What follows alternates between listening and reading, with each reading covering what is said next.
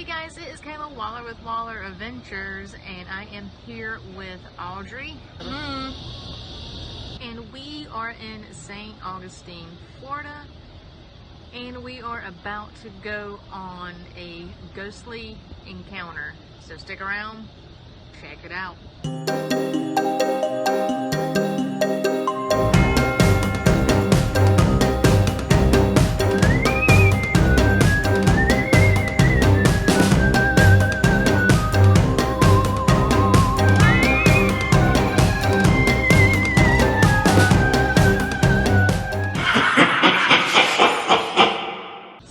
Ghostly Encounter Tour is a 90-minute walk around St. Augustine, and they tell you the ghost stories of St. Augustine. It's kind of like the tour that we did in Beaufort, North Carolina, but we're just in St. Augustine doing it. So let's get to it. All right, guys, my name is Sandra. I'm going to be your ghost host and your storyteller tonight. And yes, I can spin these stories. Now, where are you guys from? North Carolina. North Carolina. Ohio. Ohio. Well, as you guys can tell, I'm not from St. Augustine. I'm actually from California. I was born in Long Beach. I moved to Maine when I was a kid. I used to live near Stephen King. That's where my storytelling comes in. And then I moved to Georgia, and I was in the movie industry. I did props, costumes, special effects, and stunt work. Then when I retired from that, because I got too old to go over the hood of a car anymore, I started giving Walking Dead tours in Georgia. And then I moved to St. Augustine, and I learned the history here. The history is absolutely amazing. You can feel it when you walk around out here at night. Now I'm going to get the elephant out of the room. Who believes in ghosts? Yeah. Sort of maybe, sort of maybe. Okay. Well, I'm not here to change your mind. The only thing I can do is show you the evidence that I have. So, having said that, the one thing I can promise you guys tonight is there is no one out here in sheets and masks ready to jump out and scare you. Not Universal Studios. However, having said that, I cannot control the local kids who like to heckle our tours. So if that happens, please ignore them. Okay. We'll keep going. Now, do you guys have cameras, cell phones, anything to take photos with? Yes. All right, so when you take photos tonight, take several in a row. Because the fact is, spirits are not like Madonna. They're not going to stand there and pose for you. So you can debunk your own photos. Take several in a row, and that way you can check and see if there's something in one photo that's not in the other photos. So that way you know it's real. Now, if you do get anything, let me know, because I actually use those pictures on my tour. I'll give you an email address that you can send them to. All right, guys, having said that, I have some pictures I want to share with you guys while we're right here. These are some of the things that you will actually may see in your photos tonight. Now, these are orbs. We see these a lot in spirit photography. Now, orbs have been discounted for a lot of reasons, because they can be water droplets, they can be dust particles, they can be just about anything. But if you get an orb with a tail like this one, they're harder to debunk. So that's the difference. Now, you may also see ribbons of energy.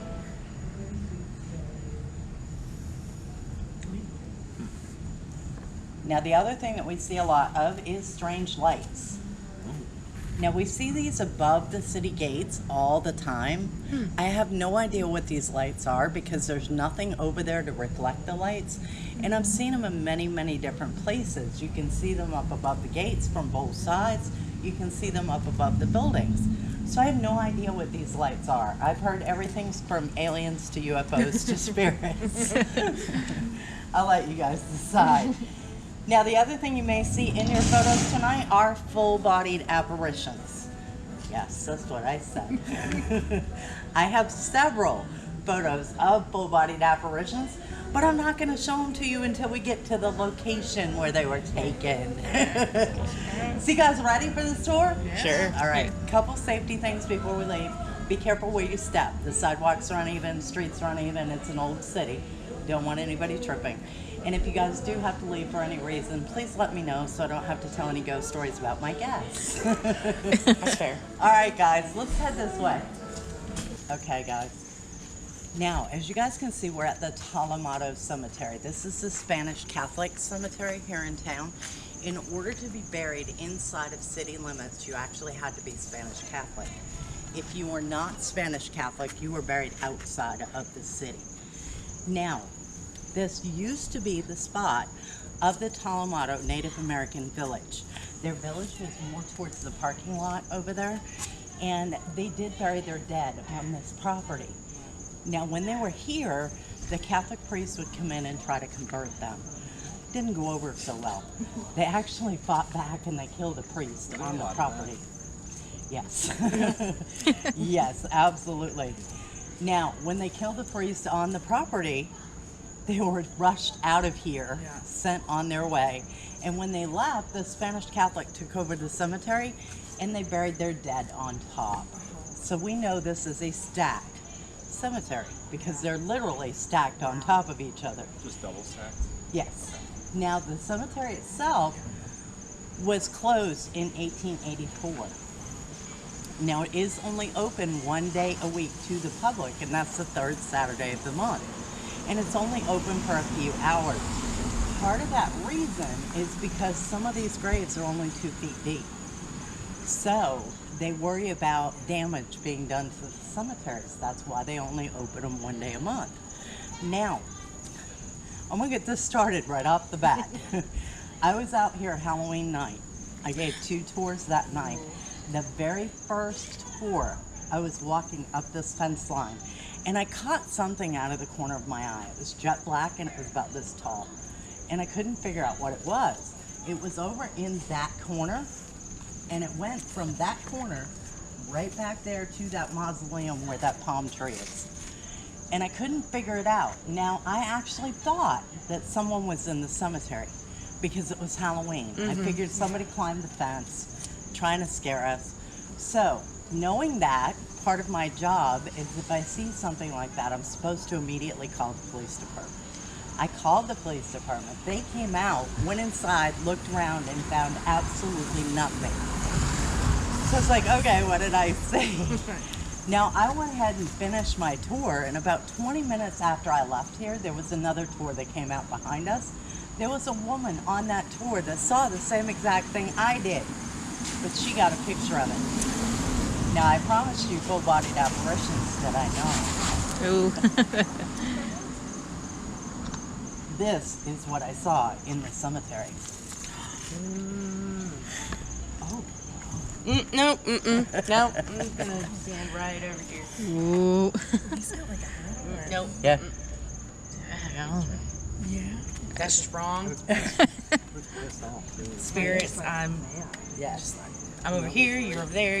Yep, I'm good. That was back there at that mausoleum right there. The one with the palm tree in front of it. Now, this is not the first time we have actually seen things like this. I have a picture that was taken 3 months before. Whoops. Well, I thought I did. And this one was actually inside the cemetery as well. Oh, wow. I don't know.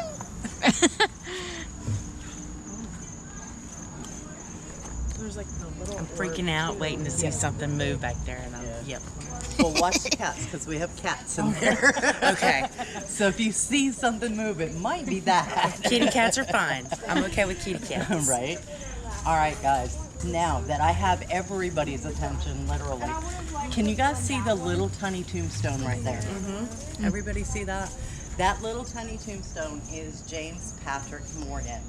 Now, James used to love to play in the cemetery, but that was back in 1877. Now, when he came out here, he would come out, grab a handful of rocks, and climb this tree. Did it all the time. Now, he came out here one afternoon, grabbed his handful of rocks, climbed the tree, and was waiting for people to come by. And he climbed out on the branch as far as he possibly could, and that branch broke. Well, he fell just about where that tombstone is. Now, James broke his neck and he passed away. James was 5 years old. Now, his parents purchased all those spots right there in the front to be buried with him. But when the cemetery closed in 1884, they were no longer allowed to be buried in the cemetery. Oh, wow. So, James's parents and his 7 brothers and sisters were actually buried in Texas. Oh, Little James is Holy out here cow. all by himself. that's horrible. Now, we had a little girl, a 6-year-old little girl that was on my tour, and she had heard the story of James before she came to St. Augustine. She wrote James a letter, and she left it here for him that Aw. night. She came out and took my tour. I thought that was so sweet. That's precious. awesome. Now, one of our other tour guides, Mr. Dion, he came out here the day after Dale Earnhardt passed away, the NASCAR driver. We had tons of NASCAR fans in town, but they really didn't care about the history. They just wanted to ride around the horse and carriage. So Mr. Dion got out the carriage he calls the tank. It seats 20 people and it takes 2 horses to pull it. So he came down through here like they normally do. He had 20 people in that carriage. Him and all 20 of those people actually saw a little boy sitting in that tree.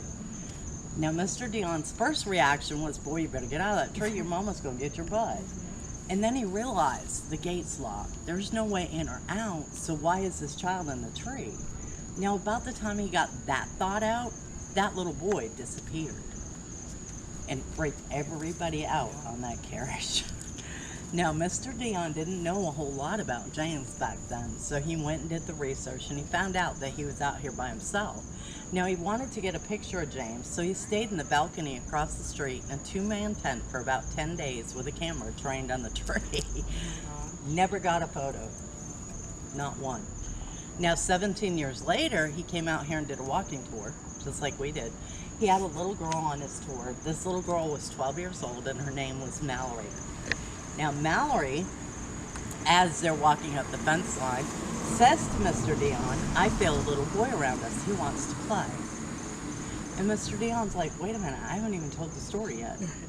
So he's listening to the child, and the mom comes up and she's like, oh, don't listen to Mallory. She's got 100 imaginary friends.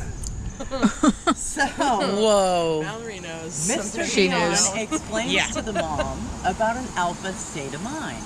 Now, an alpha state of mind just basically means that if a kid thinks you look funny, they're going to tell you you look funny. That's an alpha state of mind. So kids, especially the younger kids, have never been taught to fear spirits, so they communicate with them. The older they get, the higher that fear factor, so they quit communicating. Now, as he's talking to the mom, Mallory's walking around taking pictures. She comes back and she shows this one photo to Mr. Dion. He said, text me that photo immediately. Now, the parents have given us permission to actually use the photo. It has been through TAPS, Transatlantic Paranormal Society.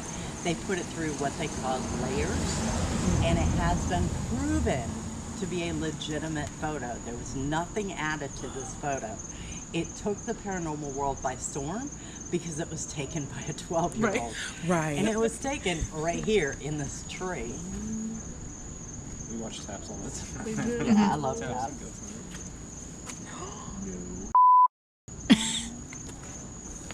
Oh, Josh is terrified. Oh my God. Ooh. Wow. And you see his little hat, his little bow tie, his vest. Oh. Wow. Throwing Oh, rocks at wow. people still. Yeah. Right. Still stirring If I it don't up. talk about him quick enough, he'll throw acorns at me. He's done it out here. And he's also gone and pulled on my skirt. He does it all the Excuse time. me, I can't. It's like, talk about me. I'm right here. That's wild. So, we do hear James a lot. People have seen him in the tree. We've gotten a lot of photos from this coming out here. All right, guys, I have one more story for you. Now, can everybody see that bust right there in the center? That is Bishop Barreau. Bishop Barreau was a very well-known bishop in St. Augustine. He was not only the bishop here, but he helped start the orphanage here in town. He helped kids learn how to read, and he helped cities as far away as North Carolina and South Carolina. Now, Bishop was very well loved on the East Coast. Now, when he passed away, it was in June of 1876. Now, back then, we didn't have embalming. We did not have embalming until 1901. So they had to figure out what to do with the bishop, because the fact is they knew it was going to take about 10 days to get everybody here to pay their last respects. Now, the only way to get here back then was either horse and carriage or train.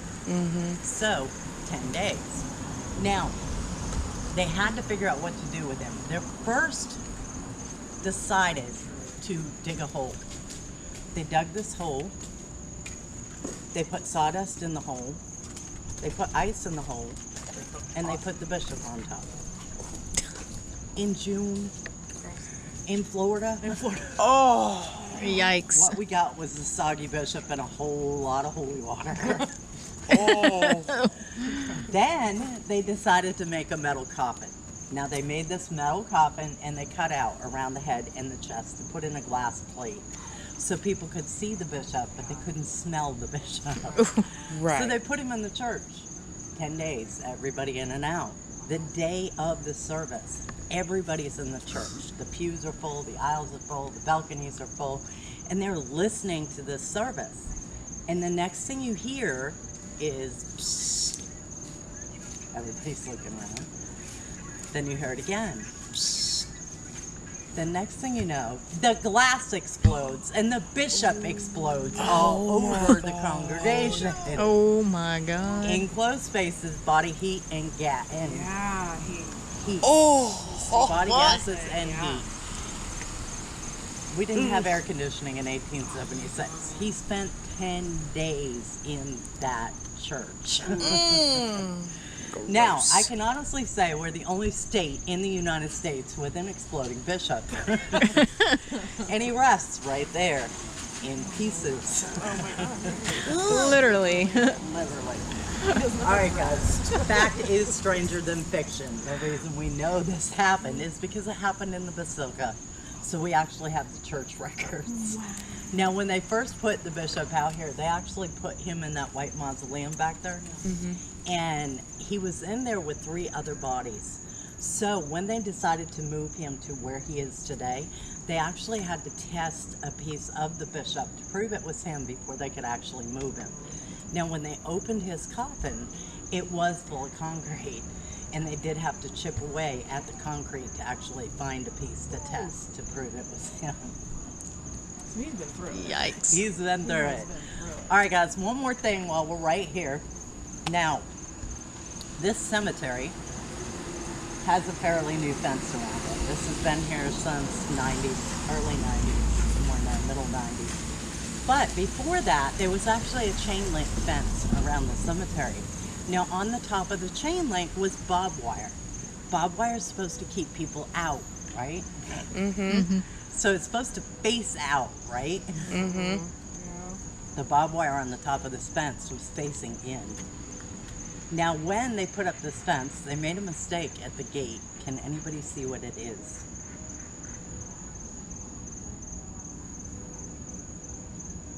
Nobody see it? The cross is upside down. I thought it looked strange, but So, barbed wire fence facing in And and upside down cross. You tell me. got it. Okay, guys, I stopped us here because I wanted you guys to see the tree across the street. Everybody see that big old tree? All right, if you look at the top of that tree, you can actually see that that is a palm tree growing out of the middle of an oak tree.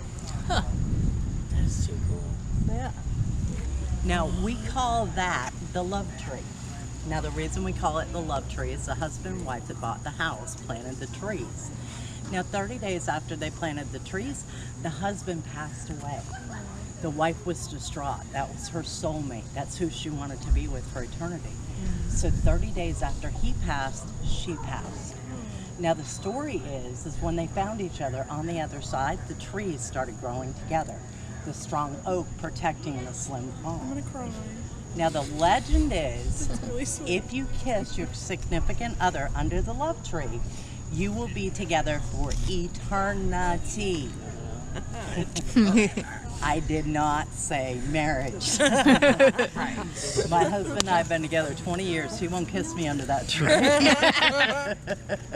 But I got him back because I got cheesecake and didn't share.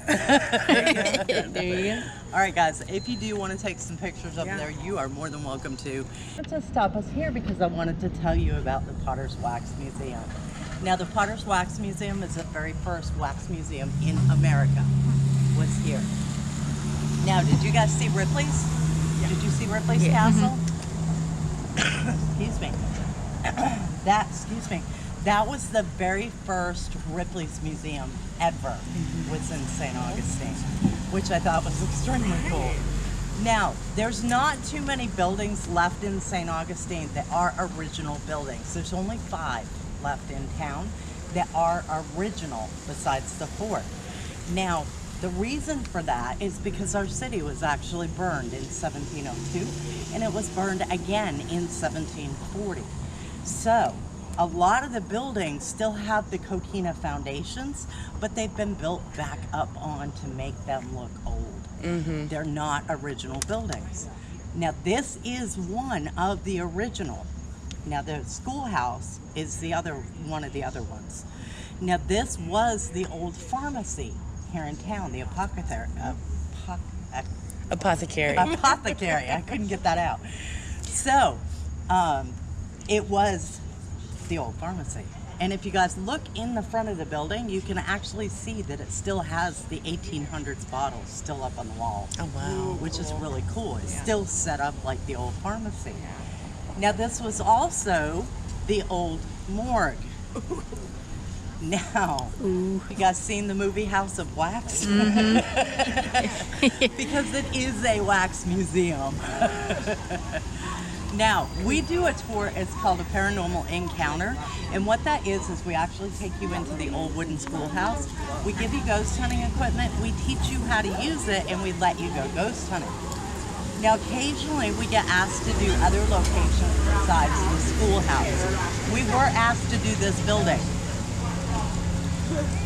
Now, mind you, it is a wax museum. There are wax figures in there. So we thought it would be funny to cover the wax figures in white sheets. Now, when we did this investigation, it was a bachelorette party. It was an all-girl group, and they had way too much tequila. Oof. And we took them ghost hunting. Well, we took them in this building, and we were headed towards the back over here. And back there is a door, a hallway, another door, and a room. And we were trying to get into that back room. Well, the door wouldn't open all night long. And nobody could figure out why, because the fact is we were supposed to have access to the whole building. So we just went ahead and finished up the investigation. We packed up all the equipment. We were getting ready to leave. And one of the girls said, well, I'm going to go back and check that door. She got it open. I got the picture. Oh, God. Oh, hell. Now, in this picture, you can see the wax figure. It is covered in a white sheet. So this is the wax figure.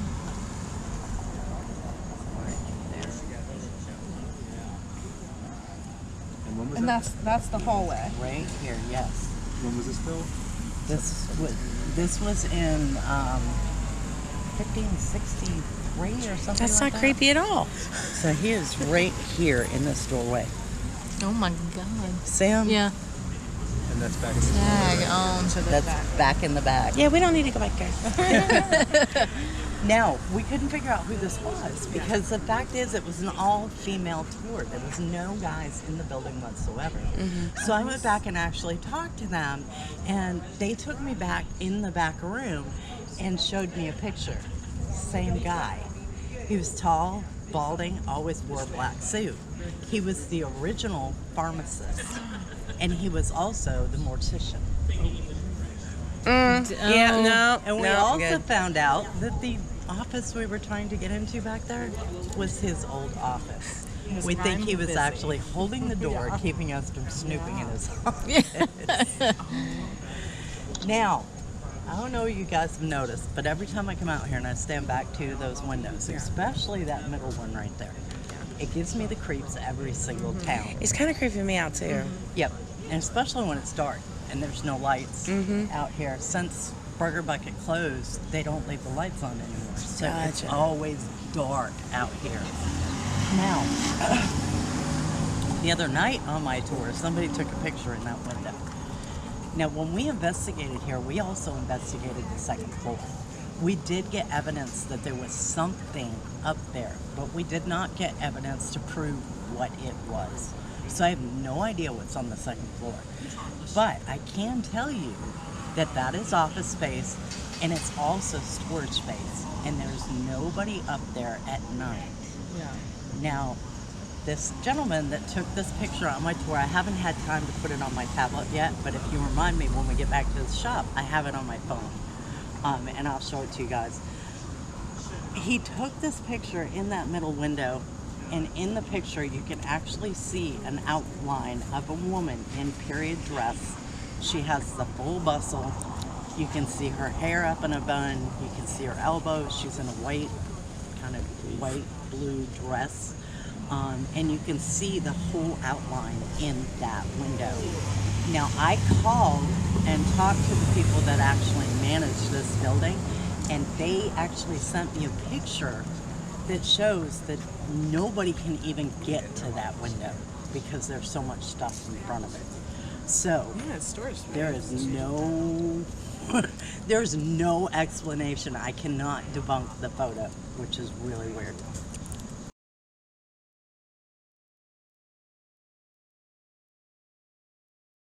You've got her, look, if you look right here, see, she's right here. She's just passing the window. Right. Here, let me see your pictures again. See? Here, it's in the middle. Maybe, yeah.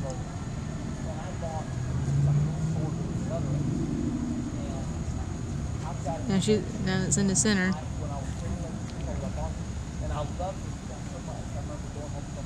And it's kind of a little to the other side that time. Jeez. That's Now it's fully over to the left. Yep, and remind me when we get back to the shop, and I'll show you the picture that Old Town Trolley sent me from the inside of that building.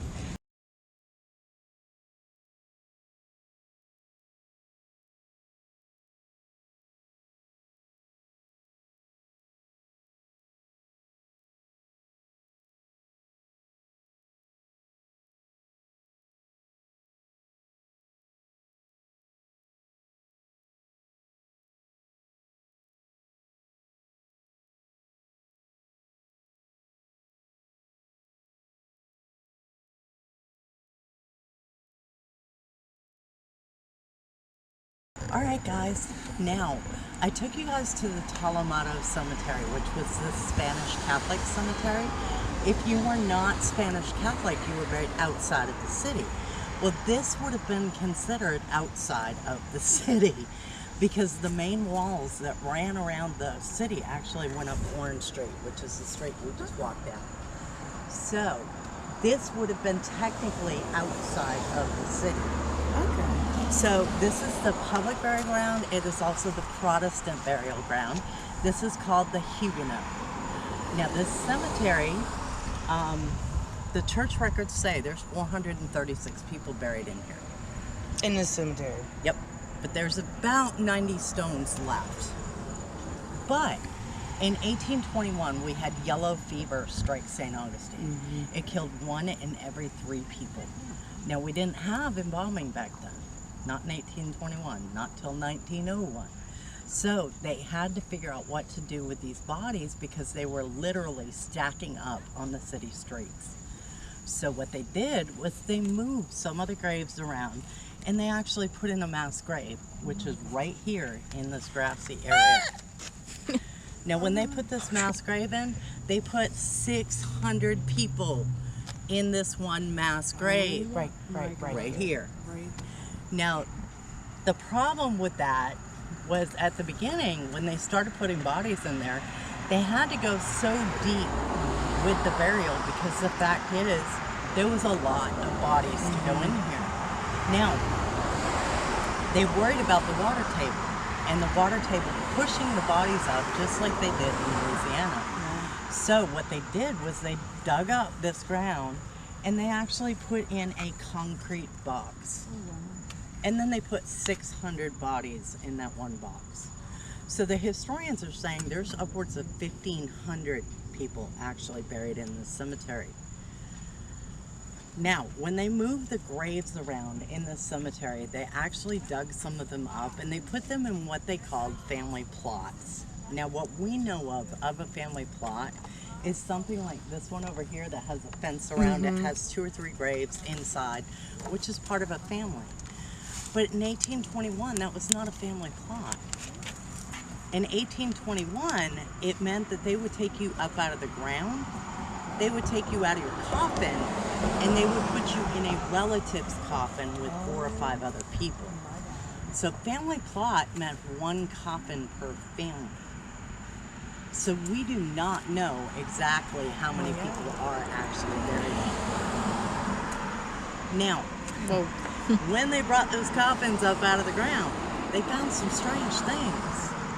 They found that people were buried with food, water, shovels, pickaxes.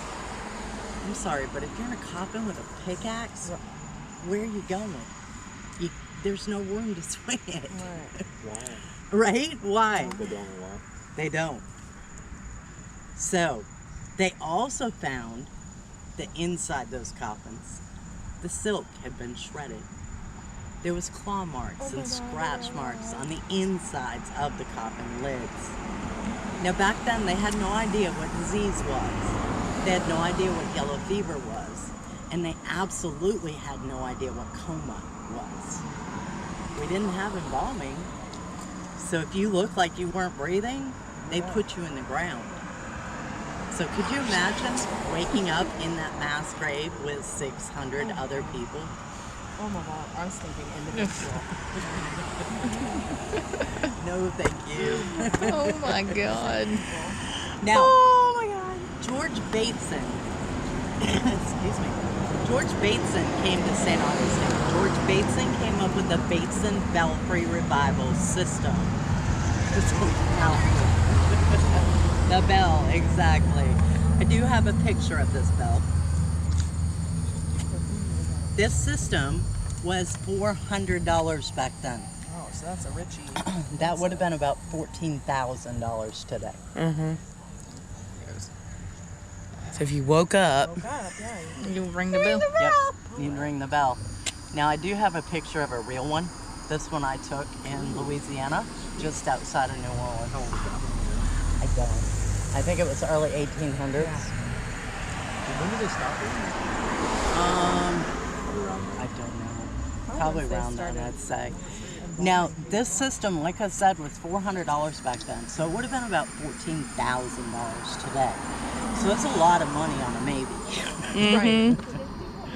Now, they did have a cheaper version, but you get what you pay for. right. They had a $100 version. The $100 version consisted of a pipe. It went down into the ground. And the gravedigger would walk by once a day and smell the pipe. That was the $100 version.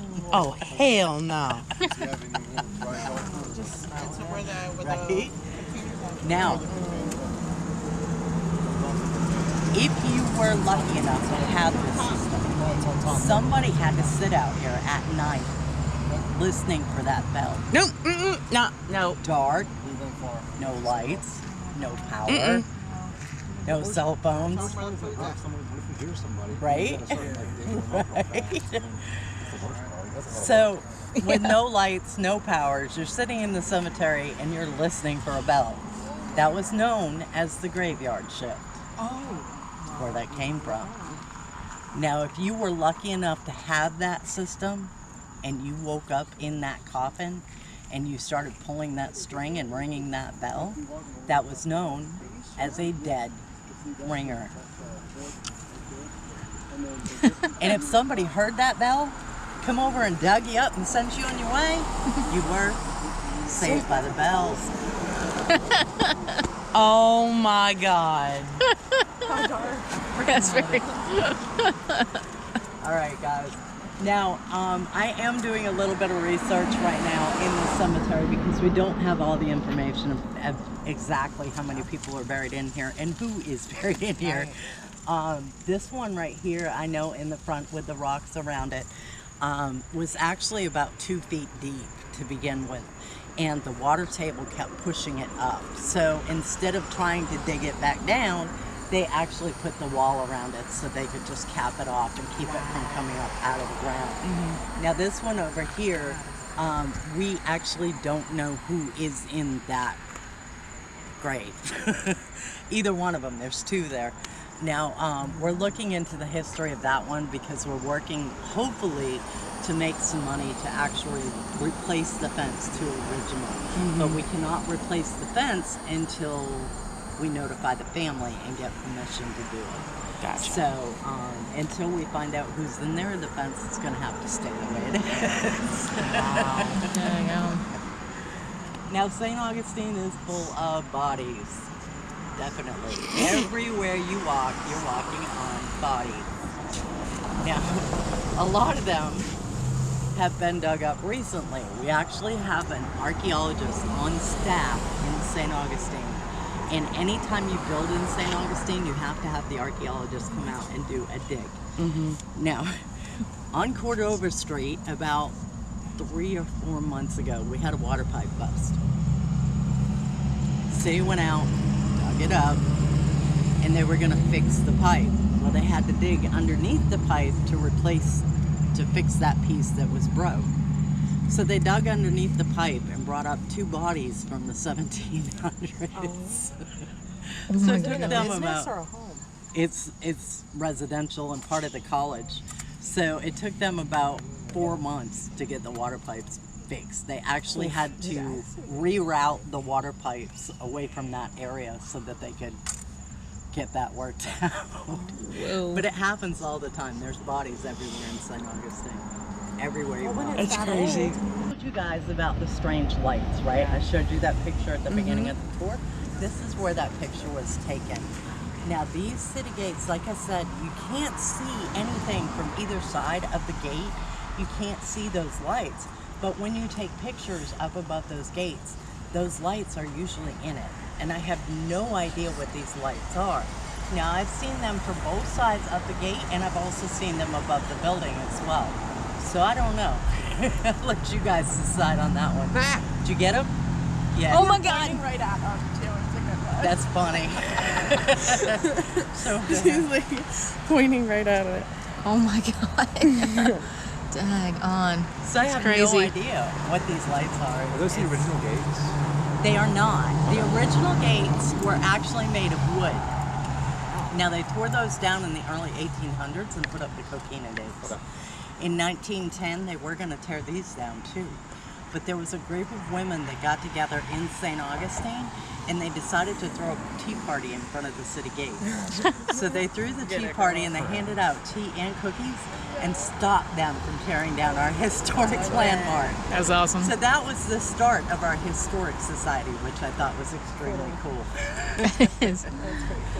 Now, if you guys have been in town for any length of time, you've heard the stories about our most famous ghost. Her name is Elizabeth. She's been seen out here at the city gates many, many, many, many times. I have had people come into the tour shop and ask me who the child actor is at the city gates. I assure you, there is no child actors in St. Augustine. So, excuse me. So I think they were actually seeing Elizabeth. Now Elizabeth likes to play out here at night. She's about 12 years old. She skips around out here and waves at traffic as they're driving by. So as you guys can imagine, the police department's been called many, many times about a lost child at the city gates. Oh my God. Now, it's always the same description. It's you a get little her? girl. She's about yay high. She's got blonde hair and she's in a blue dress. 12 years old.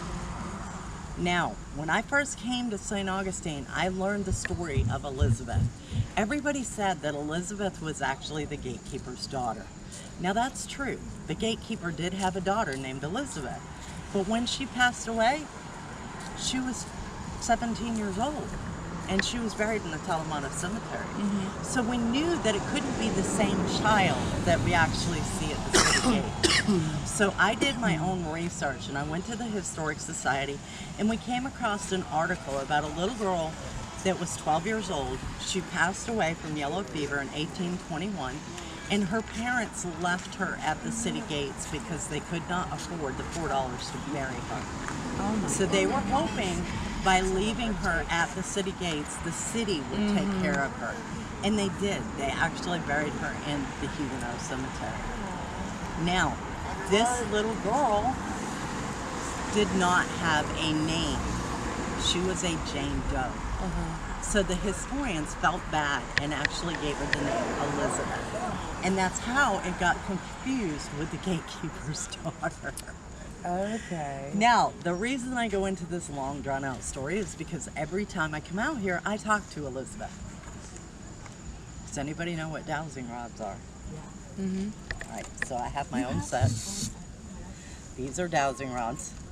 Now, dowsing rods have been used for 100 years to actually find water. If you walk across moving water with them, they will actually cross and they'll point to the water. I found my pipes that went from my well to my house. Oh, nice. All I had to do was turn the faucet on. Now, these rods are actually made of copper. Copper conducts electricity. Spirits are made of energy. So they can manipulate the rods. Now, if you guys look, there's a straw on the end of it. See it? It goes both ways.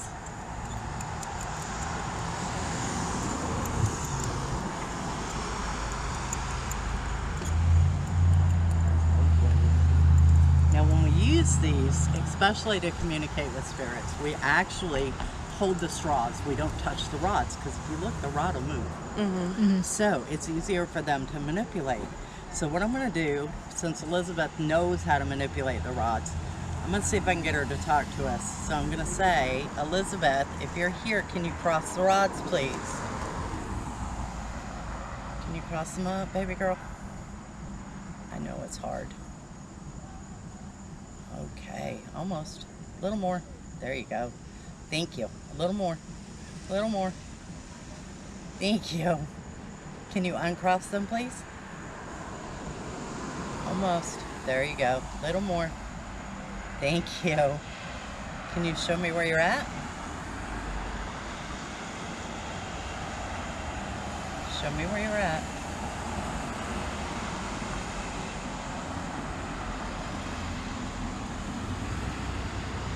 Just right there by you. Thank you, Elizabeth. She's probably looking at my Anybody camera. wanna try? No. Nervous. No. Okay. All right, guys. If you do use these for any reason other than to find water, please, please, please respect the spirits. If you say please and thank you to them, they'll respect you. Now, the other thing is that's very important is when you're done using these to communicate, make sure you say goodbye. Very, very important with any type of communication tool. I was out here one night and I was talking to Elizabeth and she didn't answer me. So I didn't think she was here. I went home and I didn't say goodbye. Well, I have a 3-pound dog. She's this big, literally. And she climbed up in my lap and she started barking at the wall.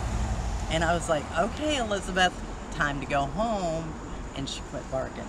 So make sure you say goodbye. Wow. Because they do have a tendency to follow. All right, guys, now, as you can see behind us, we have the Castillo de San Marcos. This is also known as the Castle of St. Mark. Now, it took 23 years to build the fort. Does anybody know what it's made out of? Coquina. Coquina. Yes. I had an 8-year-old on a school tour tell me cocaine. Bless his heart, he tried. But no, it would not have lasted past the 80s. Now, it is coquina. Coquina is a natural stone. They quarried it across the island in Anastasia Bay. Now, this stone was limestone, shells, crushed shells, and baby sea creatures that have been compacted under the ocean for thousands of years. Now, they brought it up in huge slabs. They brought it across the bay on a barge, and they had to let it sit out there and dry. That's why it took 23 years to actually build the fort, because they had to let the coquina dry. Now, it turns out coquina is a precious stone. We don't use coquina anymore because you can only get coquina in 2 places in the world. Oh, wow. One of them is Anastasia Island. The other one is Cuba. Oh. So we do not use coquina anymore. Now, the fort itself has never, ever, ever been taken during battle. It has changed hands quite a few times, but it was never during a battle. it was always during a peace treaty. So it went from the Spanish to the British, back to the Spanish to the United States. When it was in the United States' hands, it went back and forth from Union to Confederate. So it did change hands, but it was never during a battle. Now, just because I said the fort has never been taken during battle does not mean there wasn't a lot of bloody battles out here, because there absolutely were.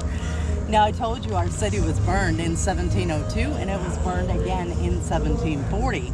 Now, in 1740, Oglethorpe came from Georgia.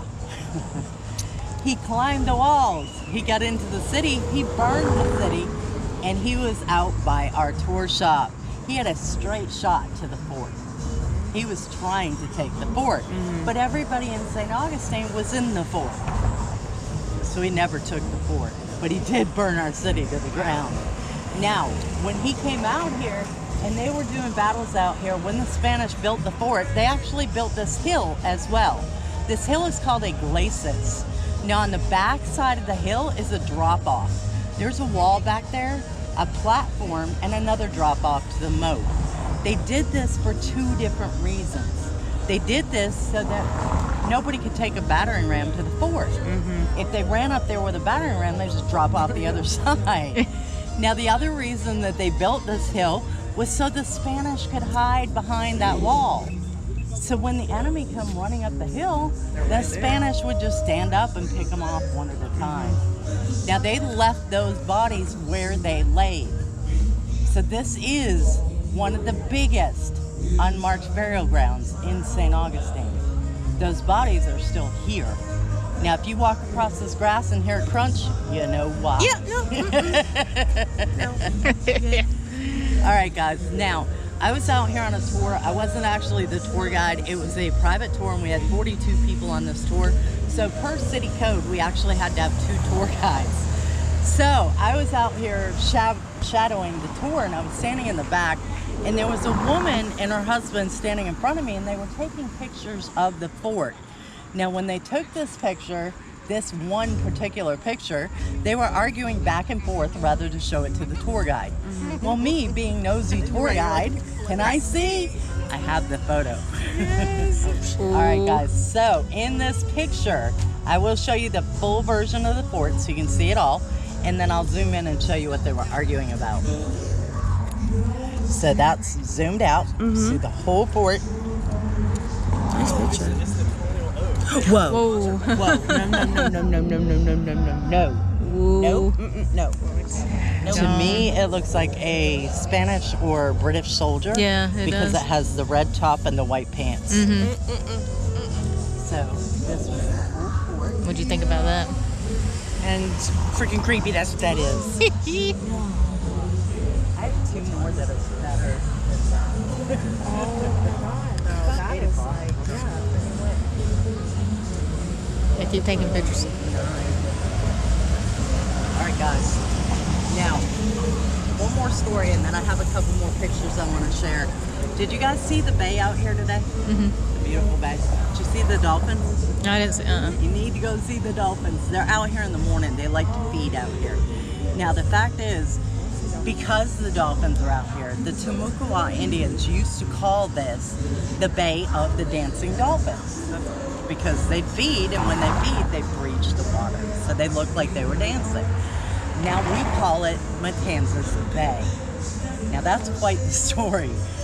Now in September of 1565, Pedro Menendez came here to settle St. Augustine.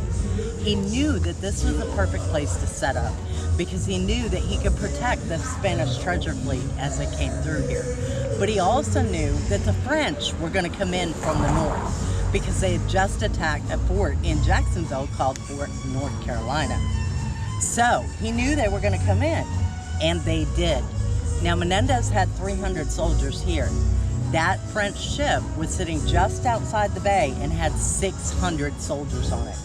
Now he knew he was outnumbered, but he was still willing to go through with this battle. So he got the cannons out, got the muskets out, got the swords raised, and he's waiting on the French to come in. But September in Florida is what? hurricane season. Hurricane season. It's nice. Hurricane season. It's hurricane season. Now, While that French ship was sitting out in that bay, a hurricane blew in so mighty and so fierce, it splintered that ship into a million pieces. Now, there was about 170 to 200 soldiers that did make it ashore. So Menendez gathered them all up and brought them back here. And he gave them a choice. He said, you can accept the crown of Spain, you can accept the Catholic faith, or you will be put to death. What do you think they chose? I'm yours. If it was me, I would have been on my knees screaming, I will convert. Converted. Done. But back then, the French were not Catholic. Yeah. The French were actually Protestant, and they were not willing to change their faith. So they chose death. Now, Menendez, being the soldier that he was, he gathered all those soldiers up, brought them out here, took them 10 at a time, and cut their heads off. He threw their heads and their bodies back out into that bay. Now, that bay ran red for 3 days. Now, we have a lot of people that sail those waters at night, and they say if you look across the top of the water, you can watch it deepen and darken and turn a bright, bloody red. Now, if you look over the side of the boat, you can see the heads coming up from the deep, looking back at you with their soulless eyes. And if you listen very carefully at night, when it's quiet, you can hear the screaming of the soldiers before they're decapitated. Quite a bloody beginning to little St. Augustine, huh? Now, I'm going to give you guys the choice, but nobody has to convert. Does anybody know what Matanzas means? No. Matanzas actually means massacre, slaughter. So, this is Massacre Bay. So your choice is, do you want to go back to calling it the Bay of the Dancing Dolphins? That would be my choice. Right. Now, just for your information, we have a Matanzas High School. Awesome. Massacre High. Does anybody guess what their mascot is? Pirate. All right, guys, I have 2 more pictures for you. Both of these pictures are unbelievable pictures. Now, the first one was taken up on top of the gun deck, which is up on top of the fort. The second one was taken up at the main gate. Now, that main gate is the only way in or out of the fort. So, there's a building in front of it, which is a masonry building. It's made of coquina. It's called a ravelin. What that is protection for that front gate. So you'd have to go through the ravelin and then come across the bridge to the front gate. Now, they put that building there so nobody could take a cannon to the front gate, because that was the only way in or out. So they had to have that building. Now, the second picture is taken up there at the ravelin. Now, the thing is that ravelin is actually locked at night. There is no way to get in that part of the building. So I have no idea and no explanation for this photo. All right, so this is the first one. This is up on top of the gun deck. Matanzas? Matanzas. Wow. That one's up on top of the Doesn't look like a gun. He's only punched over. The little boy that told me the fort was made out of cocaine told me this was Shrek. Not a very bright child. Well, but you know, it's like a ear thing. Right, going right, on. right. He might have a little. All right, so this is the second photo. Now, this one, like I said, is up by the ravelin. Now, if you see this blue light, right? Now, we don't use blue light, so I have no idea what this light is. Because we use green lights. We don't use blue lights, right? So you see, everybody saw the blue light, right? All right, so, right here. Oh! Who are you? Right there. It's right here. Yeah, standing behind that. Is he in a hat on? I don't know. Or is he, I don't like, know to the what side? it is. Yeah. I think it's more towards the side, Like but a I'm not profile? sure. It's And not pleasant. That whenever is it's not blocked at happy. night. So I have no explanation for this picture right there. Whoa. It's the hunchback. Tag on. Yikes. That's a crazy photo. All right, Audrey, do you say, do you want to walk around the fort? You don't want to go No, not after the pictures we just saw, not the story we just heard. No, not in a million years, not at night. Certainly not during a harvest full moon. Yeah, it's a nice full moon tonight. You can see it through the through the building right there. You don't want to go talk to some No, soldiers? no. Why? One, I don't want to know what they got to say. Two, I don't want them following us anywhere. You just have to say goodbye to them. I don't know that's actually going to work. All right, guys. I hope you enjoyed a ghostly encounter tour. It was awesome. What'd you think, Audrey? Excellent. Everybody should do it. Even though Audrey got scared at some of the pictures that Sandra showed us. And the ones I took. They're in my phone right now.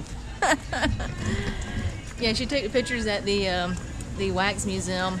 We did a video there if you want to see that. Just go to the Waller Adventures playlist. It is in there. We didn't see any ghosts when we were there, but we saw a lot of wax figures. But yeah, it was really creepy. So if you like this video, give it a thumbs up. Make sure you're subscribed to the channel. If you are, we greatly appreciate it. If you're not, please subscribe. It will help our channel grow.